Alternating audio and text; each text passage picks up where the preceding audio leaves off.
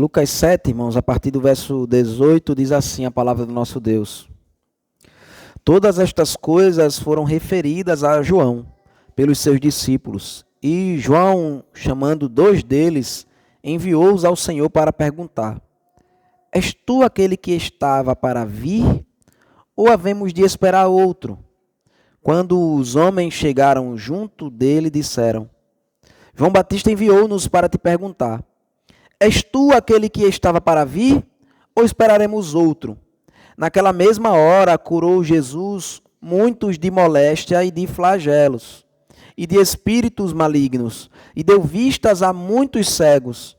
Então Jesus lhes respondeu: Ide e anunciai a João o que vistes e ouvistes. Os cegos veem, os coxos andam, os leprosos são purificados, os surdos ouvem, os mortos são ressuscitados, e aos pobres anuncia-se-lhes o Evangelho. E bem-aventurado é aquele que não achar em mim motivo de tropeço. Tendo-se retirado os mensageiros, passou Jesus a dizer ao povo a respeito de João: Que saístes a ver no deserto? Um caniço agitado pelo vento? Que saístes a ver? Um homem vestido de roupas finas? Os que se vestem bem e vivem no luxo assistem nos palácios dos reis. Sim, que saístes a ver? Um profeta? Sim, eu vos digo, e muito mais que profeta. Este é aquele de quem está escrito: Eis aí envio diante da tua face o meu mensageiro, o qual preparará o teu caminho diante de ti. E eu vos digo, entre os nascidos de mulher, ninguém é maior do que João, mas o menor no reino de Deus é maior do que ele. Todo o povo que o ouviu, e até os publicanos, reconheceram a justiça de Deus, tendo sido batizados com o batismo de João.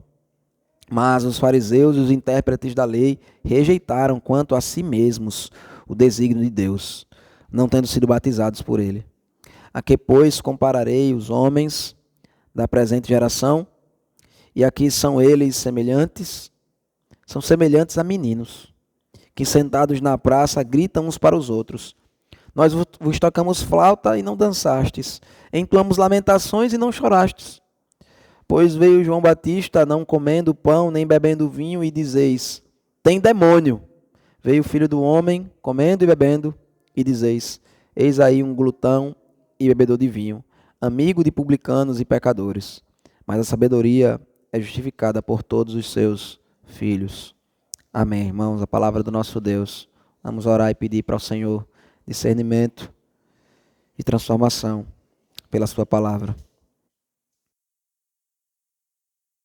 Oremos.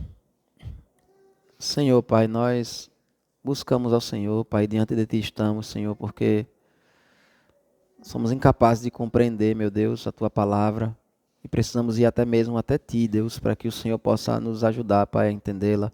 O Senhor possa escrevê-la em nossos corações, meu Deus, e nos dar, meu Deus, um coração onde ela possa ser escrita, meu Pai, um coração sensível a ela, meu Deus, e que deseje, meu Deus, fazer toda a Tua vontade, Pai.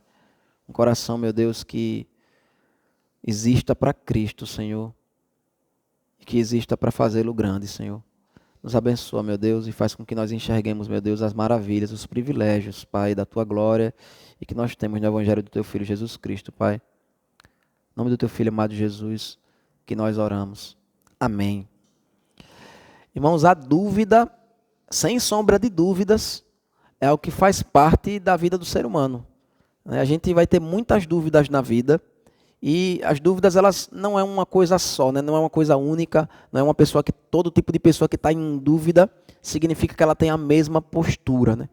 Existem pessoas que elas vão ter dúvidas, e de fato elas, por trás dessa dúvida está escondido um coração incrédulo, uma pessoa que não quer acreditar em absolutamente nada, uma pessoa que faz perguntas para que ela possa mostrar que a outra pessoa está errada, né? Existem dúvidas sinceras, de alguém que realmente não sabe no que acreditar. E existem também dúvidas de uma pessoa que ela já acredita naquilo, mas ela quer entender como, né? E a gente vê aqui, no caso, nosso texto, a gente vê um homem, João Batista, e ele vem com uma pergunta até o nosso Senhor Jesus Cristo. Vejam, irmãos, nós temos acompanhado que a história de João Batista, ela é a história, né, do Evangelho de Lucas, tem sido a história de João Batista até agora. A gente tem visto que ele aparece no Evangelho até, inclusive, primeiro do que o próprio Senhor Jesus Cristo. Então, se a gente for olhar, né, tanto Mateus, quanto Marcos, quanto Lucas e até mesmo João, desde o início do seu Evangelho, eles fazem referência a João Batista. Marcos, ele claramente começa o seu evangelho falando logo de João Batista. Né? Lucas, ele vem falar a respeito do anúncio do nascimento de João Batista. João, ele no primeiro capítulo, ele está falando ali do evangelho, está falando de Jesus Cristo, que Jesus é o verbo, e ele para em um determinado momento só para poder falar a respeito de João. E depois ele volta para falar a respeito de Jesus. Mateus também, desde o início do ministério de Cristo, ele relata que antes de Cristo veio esse homem, João Batista. Então é algo que está muito relacionado com o Evangelho, irmãos, é a forma que nós enxergamos e entendemos a pessoa de João Batista. A gente vê que Lucas, ele parou um pouco de falar a respeito de João Batista, mas a gente tinha visto que ele estava falando, fazendo quase que um paralelo entre Jesus e João Batista. E agora então ele vai voltar a falar a respeito de João. E a gente vê, irmãos, que o texto começa dizendo que a João foi anunciadas todas estas coisas que nós acabamos de ler, de meditar, no capítulo 7 e algumas outras coisas antes também. Diz, todas essas coisas foram referidas a João. Então, no mínimo, irmãos, os discípulos de João Batista ou outras pessoas chegaram até João. A gente sabe, Lucas, ele não diz aqui, mas Mateus fala que quando isso aconteceu, ele estava preso. Então, chegaram na prisão onde João Batista estava e disseram, olha, aquele homem que você disse que era, aquele que ia vir, aquele homem que você disse que você não era digno de desamarrar a sandália dos seus pés, aquele homem, ele está fazendo coisas assim que a gente não acredita, que a gente não acreditaria. Ele está fazendo coisas assim extraordinárias, incríveis. E aí, algumas das coisas que foram relatadas, a gente pode ter certeza, foi isso aqui que aconteceu no capítulo 7. Que Jesus, ele curou o servo de um centurião. E que Jesus, ele ressuscitou o filho de uma viúva. E a gente vê então que esse relato dessas coisas que foram dadas, trazidas até João Batista, fez com que ele levasse uma questão para o Senhor Jesus. Ele fizesse uma pergunta para João Batista. Veja que isso é uma coisa tão importante, irmãos, para João, que ele não manda apenas uma pessoa ir lá. Veja, você tem um mensageiro, geralmente na Bíblia a gente vê, uma pessoa é necessária apenas para que leve uma mensagem ou para que traga uma mensagem. Mas João Batista, ele faz com que duas pessoas, ou seja, dois de seus discípulos, eles vão até Jesus. Eles vão até Jesus para fazer essa pergunta. Ou seja, essa pergunta ele quer saber, ele quer testemunhas, né? A Bíblia fala que toda palavra vai ser estabelecida pela palavra de duas testemunhas, né? A verdade vai ser estabelecida. Então ele quer duas testemunhas para que aquilo que vai ser dito por Cristo é algo sério.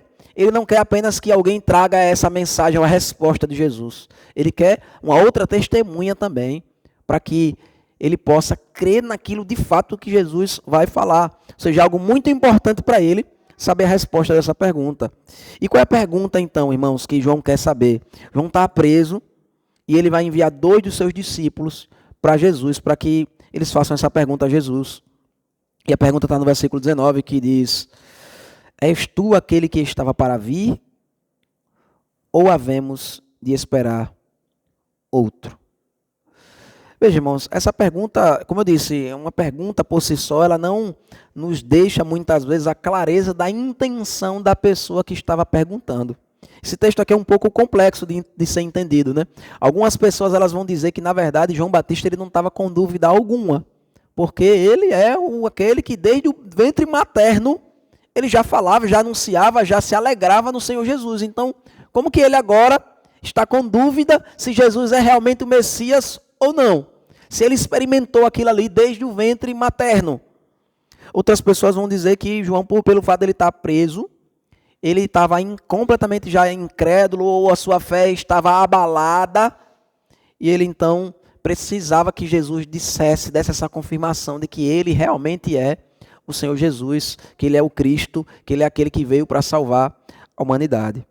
Eu acredito, irmãos, que a verdade não está nem em nenhuma dessas duas posições, Na verdade, acredito que a gente vai entender aqui o motivo da pergunta de João, né, nem porque ele estava incrédulo por conta da prisão dele. A gente não pode pensar dessa forma, tanto é que Lucas, ele não faz nem questão de dizer que João estava preso quando faz essa pergunta. E também a gente pensar que João ele tem uma fé inabalável e não precisava fazer essa pergunta. Ele só mandou os discípulos, porque eram os discípulos que estavam em dúvida, fazem com que a gente não entenda bem o ministério de João Batista e por que ele estava aqui e o que foi que ele realmente veio fazer. A gente for olhar, irmãos, para a mensagem que João Batista pregava, a gente voltar alguns capítulos, lá no capítulo 3 do Evangelho de Lucas, a gente vai entender melhor o porquê que João ele faz essa pergunta para Jesus Cristo. Em Lucas capítulo 3,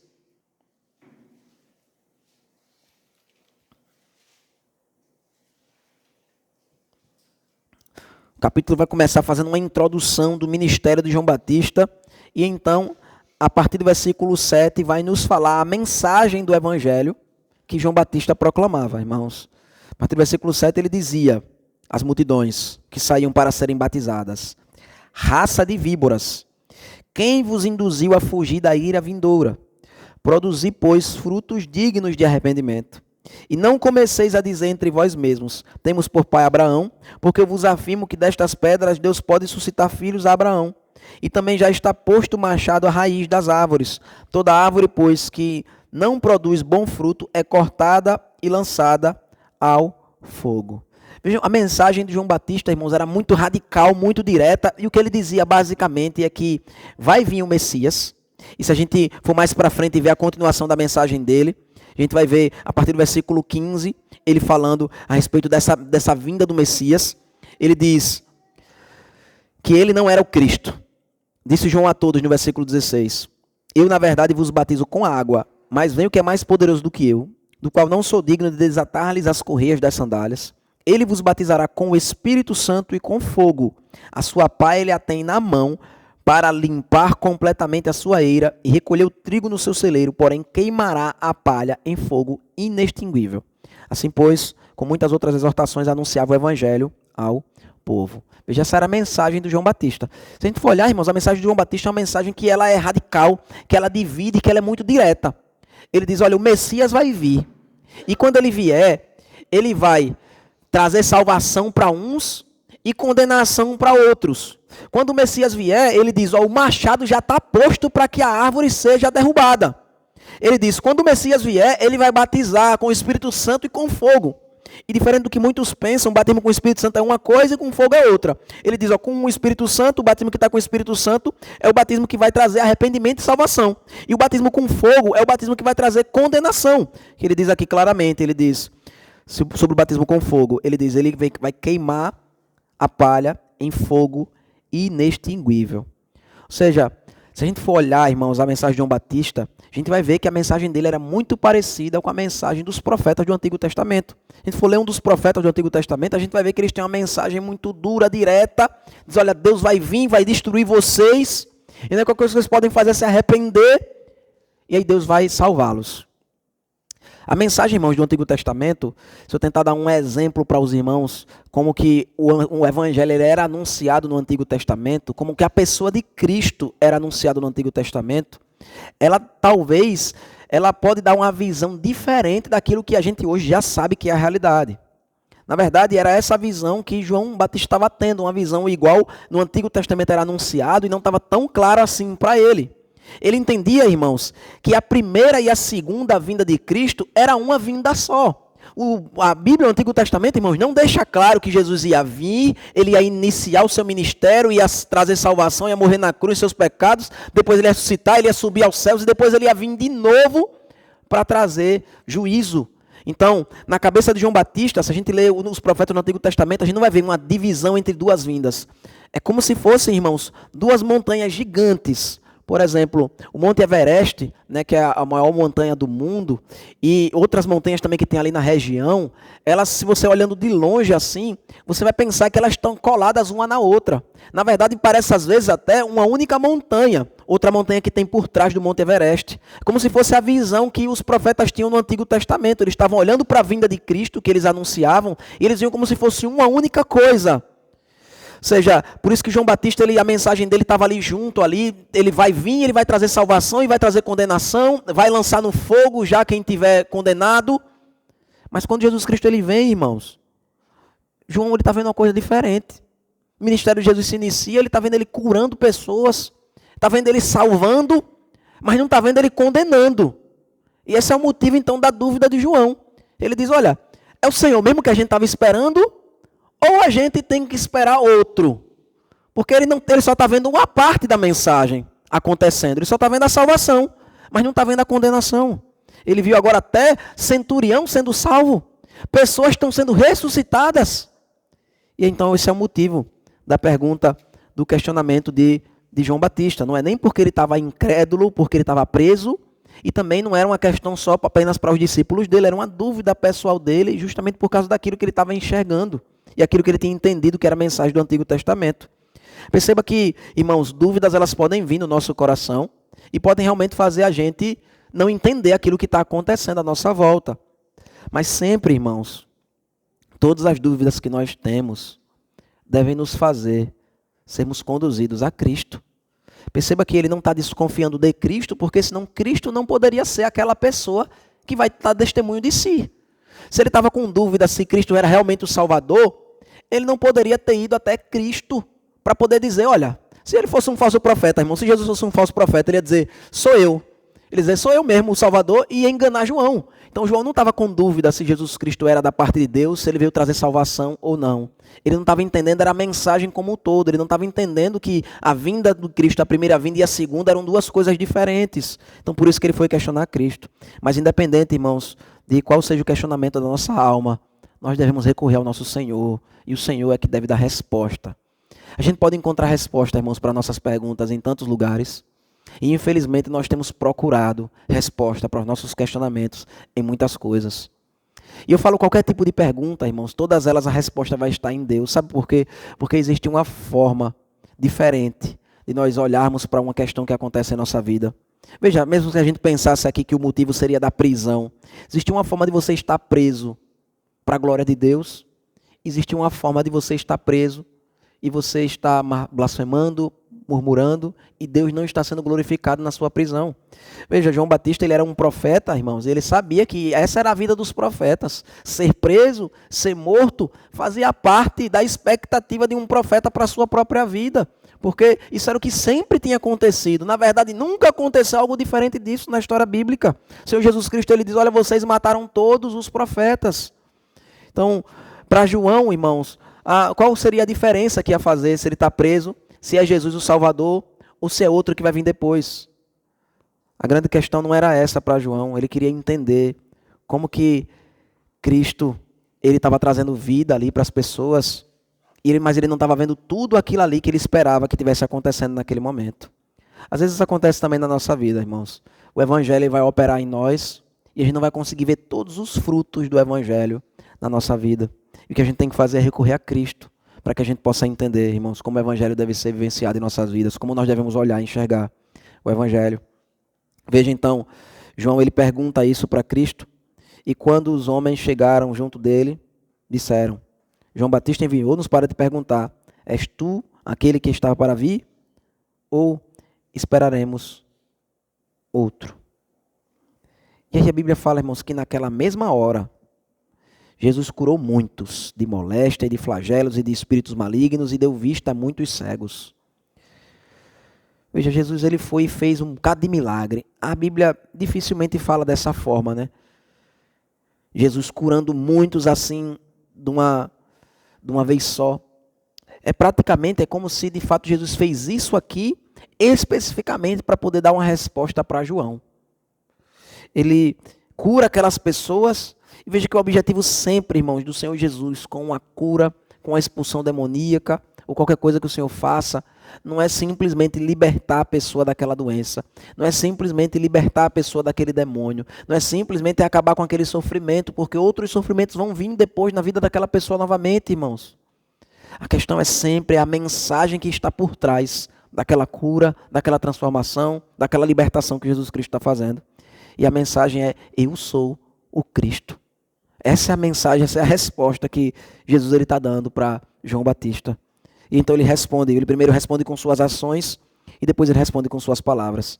Ele diz: ide e anunciai a João o que vistes e ouvistes. Os cegos veem, os coxos andam, os leprosos são purificados, os surdos ouvem, os mortos são ressuscitados e aos pobres anuncia-se-lhes o evangelho.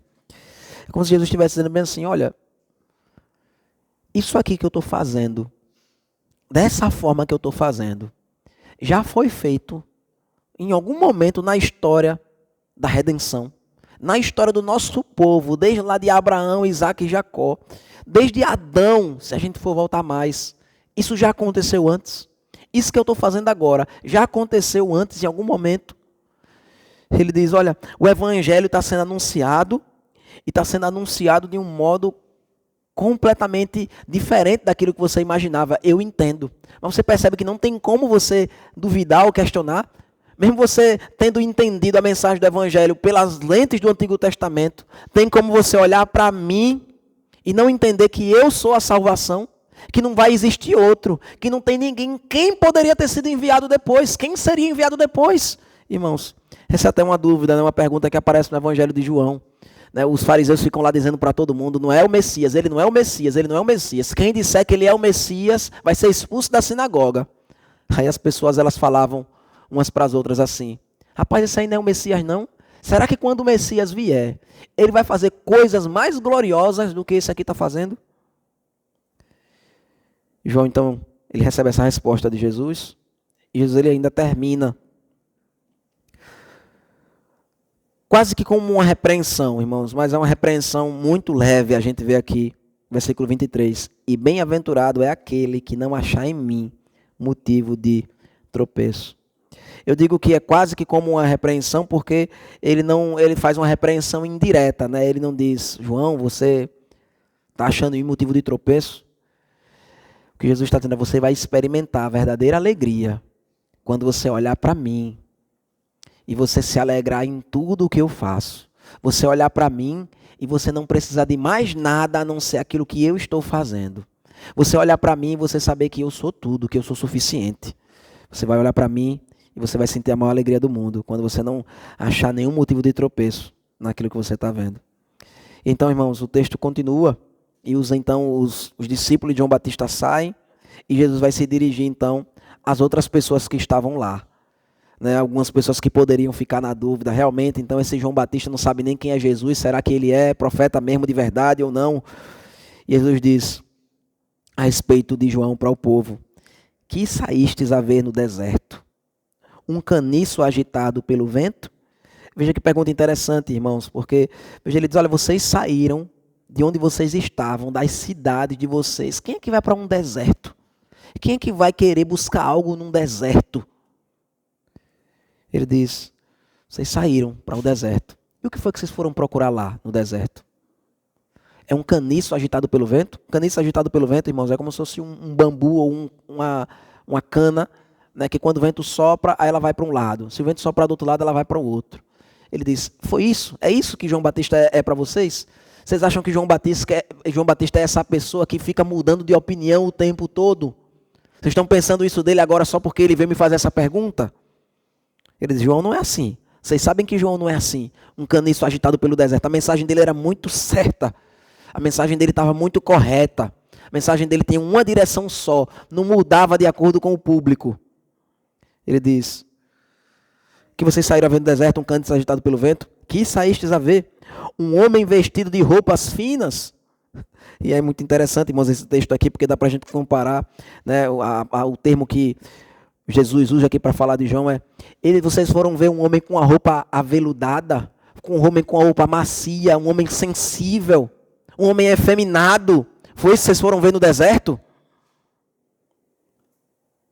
Ele diz: os homens que se vestem assim, com roupas finas, que se vestem bem no luxo, assistem nos palácios dos reis. O que foi que vocês saíram para ver no deserto?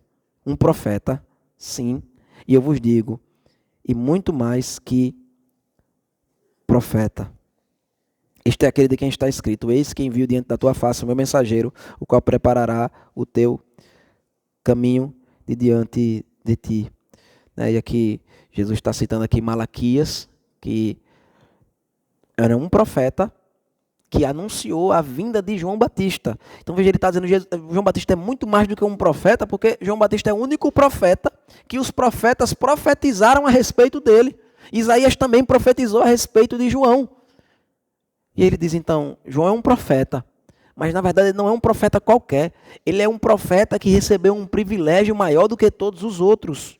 Ele é aquele que foi o precursor, aquele que veio anunciar especificamente, preparar o caminho do Senhor, o último a fazer isso. E aí por isso Jesus diz então, eu vos digo, entre os nascidos de mulher ninguém é maior do que João, mas o menor no reino de Deus é maior do que ele. E veja, irmãos, isso aqui é um texto muito mal compreendido. As pessoas vão ler esse texto aqui e pensam que Jesus está dizendo que João Batista é o mais crente que já passou pela terra. Mas não é isso que está sendo dito. Senão a frase não faria sentido algum. Porque a frase diz, nascido de mulher, ninguém é maior do que João. Mas o menor no reino de Deus é maior do que ele. Como é que ele é o mais crente, mas está dizendo que o menor no reino de Deus é mais crente do que ele? Então não faz sentido. Aqui não está falando a respeito de fé. O que o texto está falando, irmãos? Está falando aqui a respeito de privilégios. Ele está falando, olha, nascido de mulher, ninguém é maior do que João. Não teve outra pessoa, irmãos. Não teve outro profeta que teve o privilégio maior do que João. Por quê? João foi o único dos profetas que ele anunciou e ele viu aquele que ele estava anunciando. Ele foi o único dos profetas que viu Cristo encarnado, irmãos. Ele batizou o próprio Cristo. Ele olhou para Cristo com seus próprios olhos. A gente vê lá em 1 Pedro dizendo, olha, os profetas, eles anunciaram essas coisas, mas não foram para eles mesmos, foram para nós, que a gente que foi que vivenciou essas coisas. Mas João Batista não, irmãos, ele foi o único que anunciou e ele mesmo viu ali o próprio Cristo encarnado. E por que então que ele diz, o menor no reino de Deus é maior do que ele? Porque por mais que João Batista teve um privilégio muito grande, que foi ver Jesus Cristo encarnado, eu e vocês, nós temos um privilégio muito maior do que o que João Batista teve. Porque João Batista ele não conheceu a obra completa de Cristo. João Batista ele não viveu o suficiente para ver Jesus Cristo crucificado e ressuscitado dentre os mortos. Essa parte do Evangelho, João Batista ele não teve o privilégio de contemplar. E eu e você, irmãos, a gente tem esse privilégio de conhecer, de saber que a forma que o Senhor Jesus Cristo nos salvou. A gente tem o privilégio de saber, irmãos, que ele ressuscitou ao terceiro dia e que ele está assentado à mão direita de Deus Pai. Então os privilégios que eu e vocês nós temos, irmãos, são maiores do que os privilégios de qualquer um outro dos profetas. Às vezes a gente quer, irmãos, queria ter vivido no tempo em que o Mar Vermelho foi aberto. A gente queria ter vivido no tempo em que Elias e Eliseus, eles também estavam mortos e faziam outras coisas grandiosas. Mas você saber que Jesus Cristo morreu na cruz pelo seu pecado e ressuscitou no terceiro dia, isso é um privilégio maior do que qualquer outra coisa que alguém tenha vivenciado aqui nessa terra. E por isso ele vai então, e ele diz então a todo o povo e até os publicanos, ele diz, olha, todo mundo reconheceu a justiça de Deus e foi batizado com o batismo de João. E veja, irmãos, vou explicar de novo o que é o batismo de João, que eu expliquei quando a gente pregou o texto lá em Lucas 3, mas é muito importante para a gente entender o ministério de João Batista. O batismo de João Batista, irmãos, não é igual ao batismo com o qual nós somos batizados hoje. O batismo de João Batista, ele estava chamando pessoas que já faziam parte da aliança, para elas reconhecerem a podridão do pecado delas, que elas são, na verdade, desprezíveis. Por quê, irmãos? Porque naquela época, quando um gentio se convertia, quando alguém queria se tornar um judeu, além de ser circuncidado, o que é que os judeus estavam fazendo naquela época? Um ritual de purificação. Você tem que ser batizado também. Por quê? Porque você viveu a vida toda na impiedade, você está sendo circuncidado agora adulto, então você tem que ser batizado para poder lhe purificar dos pecados que você já cometeu sua vida toda. É como se fosse um símbolo disso, né? Da purificação dos pecados que você já cometeu na sua vida todinha, porque você não nasceu no povo de Deus. E aí o que João veio com o seu batismo foi chamar os próprios judeus para serem batizados, como quem diz, vocês são raça de víboras, vocês têm que reconhecer que se vocês são filhos de Abraão, Deus pode suscitar das pedras, filhos de Abraão. Vocês precisam se arrepender do pecado de vocês. Vocês precisam reconhecer que vocês são piores do que os gentios. Porque vocês viveram na aliança desprezando Deus completamente. Então é isso que significava o batismo de João, irmãos. E ele diz, mas embora muitos, publicanos inclusive, reconheceram a justiça de Deus e foram batizados com o batismo de João, os fariseus, os intérpretes da lei, rejeitaram quanto a si mesmo o desígnio de Deus, não tendo sido batizados por ele. Foi a mesma coisa, irmãos, que eles fizeram com os apóstolos também, né, que a gente acabou de ler na leitura continuada. Eles ficaram com inveja de Paulo e Barnabé e começaram a querer contradizer aquilo que Paulo e Barnabé estavam falando, porque eles ficaram com inveja. E aí Jesus então pergunta: quem é que eu vou comparar esses homens? Quem que eu vou comparar essa presente geração? A que é que eles são semelhantes? Jesus vai dar um exemplo aqui, irmãos. Ele diz: sabe o que é que eles são semelhantes? São semelhantes a meninos sentados na praça que gritam uns para os outros: nós vos tocamos flauta e não dançastes, entoamos lamentações e não chorastes. Jesus está dizendo o seguinte, irmãos, que era uma brincadeira que tinha na época. Os meninos iam lá e tocavam uma flauta e os outros iam dançando alegre. E depois eles então tocavam uma música triste e as outras crianças tinham que ficar tristes, chorar, lamentar, fingir que estavam fazendo isso. E aí é como se fosse a brincadeira, vamos dizer assim, de morto-vivo da nossa época. Aí diz, só que na hora que o mestre diz morto, aí os meninos querem ficar em pé. Na hora que o mestre diz vivo, aí os meninos querem se deitar. Aí vocês estão estragando a brincadeira. Né? O menino ia se abusar e ia dizer, vocês estão estragando a brincadeira. Jesus diz, vocês não querem nada, vocês não estão satisfeitos nunca. Vocês se opõem, não é ao mensageiro, vocês se opõem, é a Deus quem enviou a mensagem. Ele disse, porque veio João Batista, e olha, a vida de João Batista era completamente diferente da vida de Jesus, irmãos. João Batista não comia pão, nem bebia vinho, e o que é que eles falavam a respeito de João Batista? Isso daí é um endemoniado. E aí Jesus veio, e ele vinha, e ele comia, e ele bebia, e eles dizem a respeito de Jesus, isso aí é um glutão e bebedor de vinho, amigo de publicanos e pecadores. Ou seja, a mensagem do Evangelho, mesmo sendo anunciada por pessoas completamente diferentes, esses homens rejeitavam. Ou seja, o problema deles não era com os mensageiros, mas com a mensagem do Evangelho. Aí o texto termina dizendo, mas a sabedoria é justificada por todos os seus frutos. Ou seja, ele diz, olha, a vida de vocês, os frutos da vida de vocês, né? Os filhos aqui que ele fala não são filhos literais, né? Lá em Mateus vai falar, a sabedoria é justificada por seus frutos. Aqui está falando daquilo que procede da pessoa. Ele diz então, olha, a vida de vocês, a forma que vocês vivem, aquilo que vocês fazem, mostra que vocês não creem no Evangelho, vocês não amam a Deus e vocês têm uma vida completamente pervertida. João, mesmo com dúvidas, ele demonstrou uma fé muito maior do que homens que afirmam não ter dúvida alguma. Esses homens não tinham dúvida de que eles não queriam seguir a Cristo. João Batista, ele tinha dúvida sobre o ministério de Cristo, mas mesmo com dúvida ele foi até Cristo. Então a questão não é, irmão, se temos dúvidas ou se não temos dúvidas. A questão é se nós estamos nos dirigindo a Cristo. Se Deus tem nos dirigido a Cristo, então nós estamos salvos. Mas se nós, com toda a nossa certeza, convicção, arrogância, coração cheio de nós mesmos, preocupados com outras necessidades e não com a salvação da nossa alma, então a sabedoria vai ser justificada pelos frutos da nossa vida. Que Deus nos abençoe, irmãos, e nós possamos, com dúvidas ou sem dúvidas, nos alegrar no Senhor. Amém?